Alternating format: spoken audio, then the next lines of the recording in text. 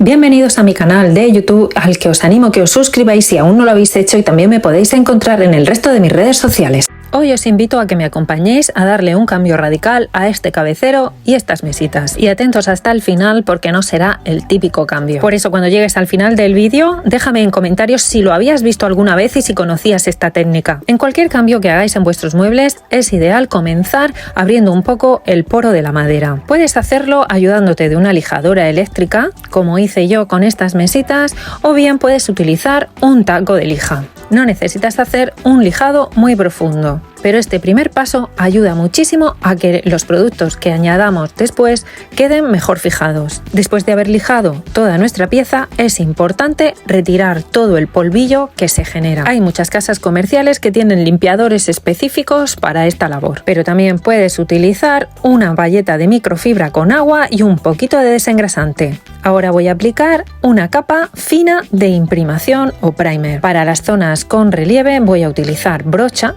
y para el resto de la superficie un rodillo de espuma. Es importante extender muy bien la capa de primer. Necesitamos que quede lo más uniforme posible y que no queden rugosidades. En el frontal de las mesitas había unas incrustaciones en dorado. Las tapé con un poquito de cinta adhesiva. Quería mantener ese detalle de las mesitas y que no se manchara con la pintura. Siempre que tu mueble no sea de madera natural, tienes que aplicar una capa de imprimación. También en superficies como cristal, superficies metálicas, melamina y cualquier madera barnizada o que lleve laca. Una vez terminado el proceso de dar imprimación, vamos a pasar un taco de lija fina por toda la superficie. Eso nos ayudará a quitar cualquier rugosidad que haya quedado. Después retiraremos el polvo con un paño de algodón. Ahora vamos a proceder a pintar nuestra pieza y este es un color de base que voy a dar con pintura a la tiza.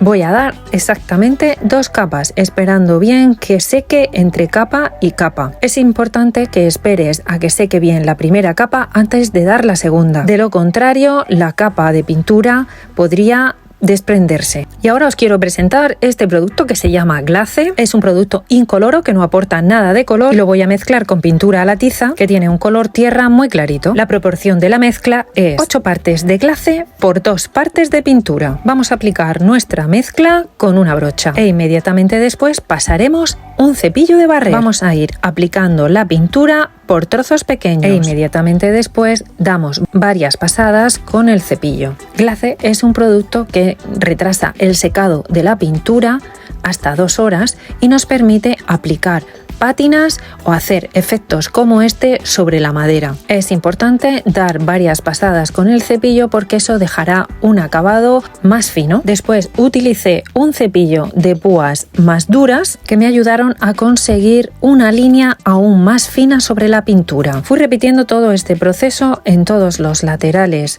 de la mesita, en las partes laterales, en las partes bajas, también en el frontal, dando primero con el cepillo de barrer y después con el cepillo de púas más duras. Puedes pasar el cepillo en una sola dirección o hacerlo primero en horizontal y luego en vertical.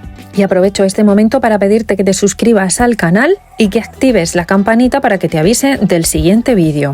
Como ves, en el frontal de los cajones también repetí el mismo proceso. Primero doy la capa de pintura con la brocha y luego voy pasando el cepillo de barrer y después el cepillo de púas duras. En último lugar, tenemos que proceder a proteger nuestra pieza. Así que con un rodillo de espuma voy a dar 2 capas de poliuretano. He elegido un poliuretano mate que no dejará nada de brillo. El interior de los cajones lo voy a forrar con este papel pintado adhesivo. Le añadí una capa extra de cola. Tan solo hay que recortar el papel a medida e ir pegándolo en el fondo. También puedes obviar este paso y dejar tus cajones tal cual estaban al natural, pero a mí me parece que queda muchísimo más bonito con este toque. Una vez que el poliuretano ha secado bien, colocamos nuestros tiradores, los cajones en su lugar y ya tenemos nuestras mesitas terminadas.